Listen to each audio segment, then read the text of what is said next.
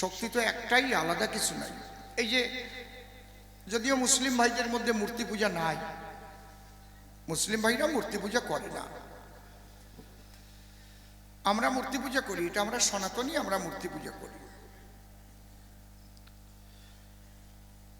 এই মূর্তি তে তার পূজা করি, মূর্তিতে তার পূজা করি, মূর্তিতে তার পূজা হয়। এই তোমরা কথা বলে না কেউ, আমি যখন কথা বলছি,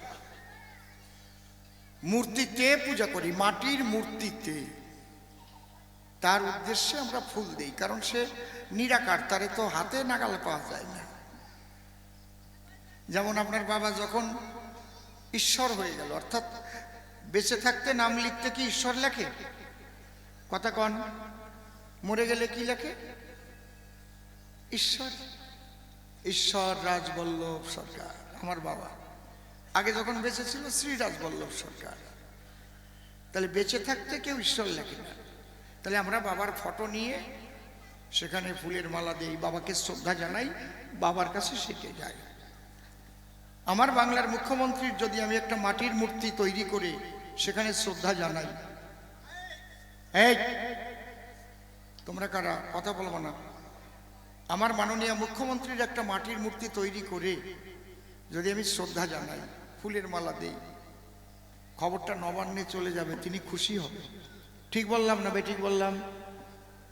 কি ঠিক বলছি তো নাকি? আরে বাবা, ওখানে আমার মূর্তি তৈরি করেছে এবং সেখানে আমার নামে পার্ক করেছে, মমতা পার্ক, সে বিশাল অনুষ্ঠান হচ্ছে। তাহলে সেই মূর্তিতে মালা দেব, তাতে কি হবে? নবান্নে খবর পৌঁছে যাবে। মূর্তি পূজার মূল ভিত্তিটা আমি বলছি। আর যদি ওই মূর্তি গড়ে আমি যদি অপমান করি, ফুলের মালা বাদ দিয়ে যদি অন্য কিছুর মালা দিয়ে অপমান করি, শান্টিং কোম্পানির মুগুর মার্কা ধোলাই সালসা খাটি হবে।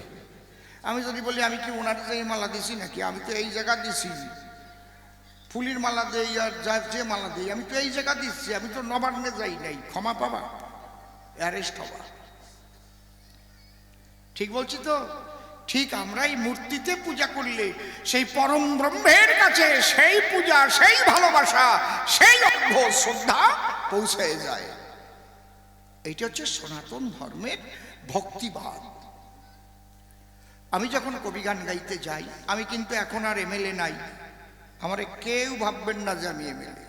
আমার মুখ দিয়ে একটা রাজনৈতিক কথার র উচ্চারণ হবে না। এখন আমি ধর্মীয় কথা বলছি, মহামিলনের কথা বলছি। যখন রাজনৈতিক মঞ্চে যাব, জম্বের কষা কষব, সেটা আলাদা ব্যাপার। আর এই মঞ্চটা হচ্ছে সাংস্কৃতিক মঞ্চ। এই জায়গায় যদি কবি গান গাইতে এসে আমার মুখ দিয়ে একটা রাজনৈতিক কথা বেরিয়ে বসে, তাহলে আমার এই কবি গানের অমর্যাদা হবে। এই তো 3 দিন আগে আমি গান করে আসলাম, আমাকে বায়না করে উত্তর দিনাজপুর একজন, উনি তৃণমূলের এমএলএ, আমাদের একসঙ্গে আমরা আছি, গৌতম পাল, তার স্ত্রী ওখানকার জেলা সভাধিপতি, আমার সমস্ত টাকা তিনি দিয়ে গান দিয়েছেন। বলছে কবি গান শুনতে গেলে অসীম সরকারের আনো, ওনারে 2 বছর বাদ দিয়ে, কারণ আমি বিজেপির এমএলএ হয়েছি বলে বাদ দিয়েছিল। আর কমিটির সব কয়জন তৃণমূল, কয় ওনারে আনো, কবি গান শুনিয়ে নিয়ে আমি সব টাকা দিয়ে দেবানি। কত ভালো মানুষ দেখেছে, সব সেখানে মতুয়া, বিরাট উৎসব। তারা গান দিল, আমি গান গাইলাম, প্রেম হলো, ভালোবাসা হলো। এই ভালোবাসা নিয়ে আমরা থাকবো। রাজনীতি আলাদা জায়গায়, আর আমাদের ধর্ম কথা, প্রেম প্রীতি বন্ধন, সেটা আলাদা জায়গায়। হরিবল। তাহলে এবার আমরা কি পালা আরম্ভ হয়েছে? গান্ধারী আর শ্রীকৃষ্ণ। তুমি একটু কানে শোনার মেশিন, তার সাথে যোগাযোগ করে, কৃষ্ণবাবু আছেন, আর আমি তো ওদের আপন মানুষ বলে আমার উপর ওদের আবদার আছে। আমি তো আজকের থেকে কবি গান গাই না, এখন গানের শেষ বয়সে এসে গেছি, 64 বছর বয়স চলছে। যখন কখন চলে যেতে হবে কার কিছু বলা যায় না। আমি মায়ের কাছে প্রার্থনা করি, মা তুমি সবাইকে মঙ্গলে রেখো, সবাইকে শান্তিতে রেখো, তুমি বহুরূপে প্রকাশিত, আমরা তোমাকে সনাতন ধর্মের মানুষ। মূর্তি একটা মাটির মূর্তি, কিন্তু এখানে হিন্দু মুসলমান একসঙ্গে আপনারা বসবাস করেন, পাশেই মসজিদ রয়েছে। এটা খুব ভালো লাগলো আমার। ভারতবর্ষ এমন একটা দেশ, মসজিদে আজান হয়, আবার কীর্তনের আসরে কীর্তন হয়, কেউ কাকে মানা করে না। সনাতন ধর্ম সহিষ্ণু ধর্ম। কিন্তু আমরা বাংলাদেশে গান গাইতে গেলে বা ইসলাম রাষ্ট্রে গেলে, আমি শারজা দুবাইতেও গান গাইতে গেছি, সেখানে 400 মানুষকে অ্যারেস্ট করেছিল। তাদের আজানের সময় আমাদের গান চলল কেন? ইসলাম রাষ্ট্রে অন্য কোনো ধর্মের স্বাধীনতা নিয়ে বসবাস করার অধিকার থাকে না। এটা ওনাদের, এটা একদম আমি পারফেক্ট ওপেন বলতে পারি, কারণ আমি দেশ ঘুরেছি, আমি জানি। বাংলাদেশেও গান গাইতে যাই, মমতাজ বেগমের মতো একটা এমপির গান তার বাবার উদ্দেশ্যে, মধুমেলা, দেখবেন গুগলে গিয়ে সার্চ করবেন মধুমেলা, ইউটিউবে সার্চ করলে এসে যাবে মধুমেলা কবি গান অসীম সরকার। মমতাজ বসে আছে, আমি গান গাচ্ছি, হাসছে কাঁদছে, আবার এই কান্নার চোখের জল মোছার জন্য কাগজ চাচ্ছে, ওর টিস্যু পেপার না কি কয়, আবার একজন এগোই দিচ্ছে, ওই দিয়ে চোখের জল মুছতেছে। ভারতবর্ষ এমনই একটা দেশ, যে দেশে অন্য কোনো ধর্মের প্রতি কখনো বিদ্বেষ করা হয় না, যে আমারটা করছি বলে তোমারটা বন্ধ করো। আপনারাও মিলেমিশে আছেন। আমরা চাইব, আমরা হিন্দু, মুসলমান, খ্রিস্টান, বৌদ্ধ, শিখ, জৈন, পার্সি, আমরা সবাই ভারতবাসী। অস্ট্রেলিয়ার সঙ্গে ভারত হেরে গেল বলে বাংলাদেশ থেকে যে ধরনের কমেন্ট করেছে, রিসেন্ট আমি শুনলাম, সত্যি কি মিথ্যা আমি একটু যাচাই করে দেখে নিই, বাংলাদেশ থেকে মানুষ আসা ভিসাই বন্ধ করে দিয়েছে। যে দেশের মানুষ ভারত হেরে গেলে তারা এত আনন্দ পায়, সে দেশের মানুষ আর ভারতে আসার দরকার নাই। ঠিক করেছে কিনা? ঠিক করেছে তো। হারজিত থাকতে পারে, তাহলে আমরা প্রতিবেশী রাষ্ট্র, তোমরা কিন্তু তোমরা ভারত হেরে গেছে বলে আনন্দ করবা।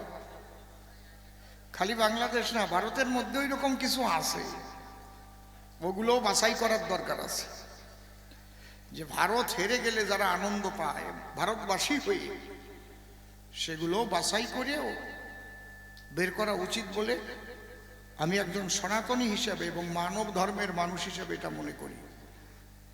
সবাই আমরা ভারতবাসী, আগে ভারতবাসী, তারপরে হিন্দু, মুসলমান, খ্রিস্টান, বৌদ্ধ। তাই আমি যখন এখান থেকে বিদেশে যাই, তাহলে সেখানে আমার পরিচয় হয় আই অ্যাম ইন্ডিয়ান, আমি ভারতবাসী।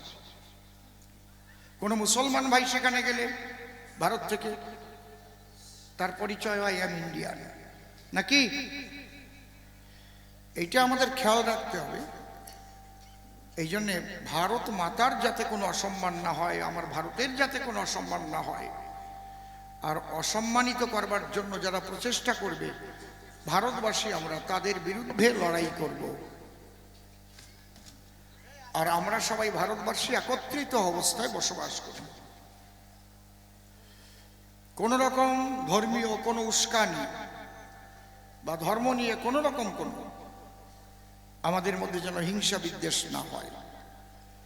ওই যে কম কম করে, এটা তোমার কানে যায় না, ওর কয়ে দিতে হয় কেন? মাফলার খোলো,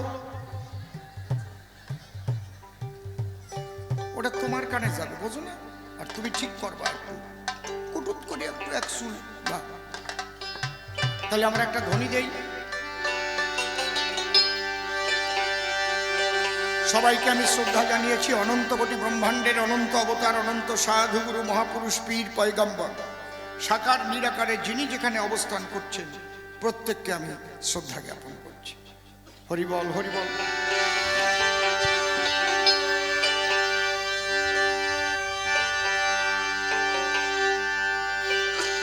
জিল জিল,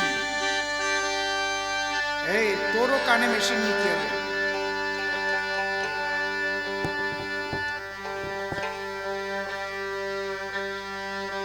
আমি জিল বলেছি 3 বার। হ্যাঁ, জিল।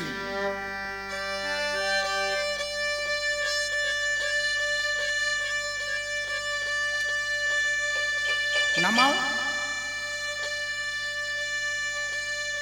নামবে তো। হ্যাঁ, একটু নামবে, একটু নামবে, আর একটু নামবে। হ্যাঁ, বাহ, একদম গোড়াটা, একদম গোড়াটা। দেখ অংশু, চড়া থাকে, তোর চড়া থাকে। হ্যাঁ,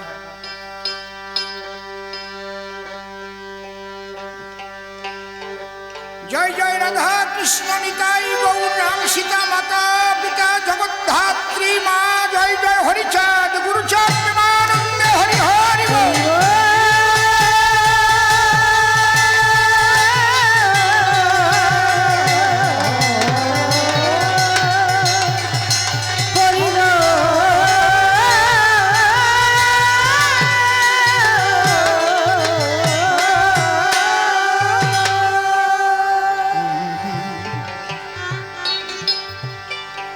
ঘর ভাঙবে তো রাজি না হয় কাল, কাল বৈশাখীর ঝরমে। যে ঘরে তুই আছিস দিন কয়ে, ঘর ভাঙবে তো রাজি না হয় কাল, কাল বৈশাখীর ঝরমে। যে ঘরে তুই আছিস দিন কয়ে, তোর রং করা ঘরে ঘুমে যারা, তোর রং করা ঘর ঘুমে যারা, জং ধরা লৌহ পেরে। যে ঘরে তুই আছিস দিন কয়ে, ঘর ভাঙবে তো রাজ না হয় কাল, কাল বৈশাখীর ঝরমে। যে ঘরে তুই আছিস দিন কয়ে। সদ্য পোয়া সৌহর্দি করে ছোট জুতি লাগাইছে 2 খুঁটির পরে। আটকুঠরি নয় দরজা, 7 তালা ঘরে। ও 7 তালার ঘরে, ঘরে বসত করলি জনম ভরে, ঘরে বসত করলি জনম ভরে। চিনলি না ঘরের মালে, যে ঘরে তুই আছিস দিন কয়ে। ঘর ভাঙবে তো রাজ না হয় কাল, কাল বৈশাখীর ঝরমে।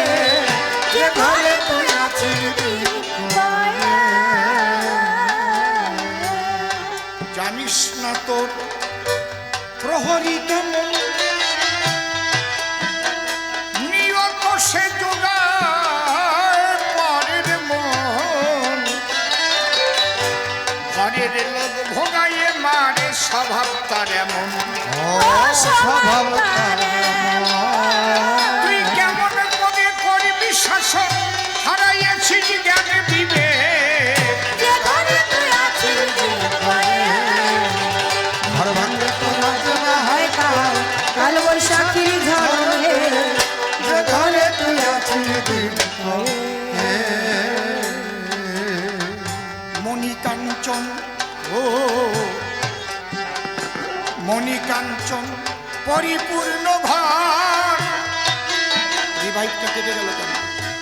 সময় থাকতে তাহার সন্ধান কর। এ ঘর কোলে উঠবে না আর 2 খুঁটির উপর। ও 2 খুঁটির তুই পাবি রে সেই রত্নের আকর, যত্ন করে কৌশল সে। যে ঘরে তুই আছিস দিন কয়ে, ঘর ভাঙবে তো রাজ না হয় কাল, কাল বৈশাখীর ঝরমে। যে ঘরে তুই আছিস দিন কয়ে। গুরু কৃপা, গুরু কৃপা লোভিয়া ভাবে, অজানা ঘর জানিবি কবে।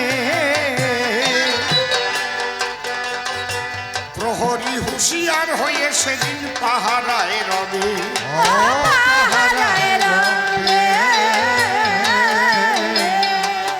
পাগল বিজয় বলে সেই দিন হবে আত্মতত্ত্বের অভিষেক। হরি হরি বল, হরি হরি বল।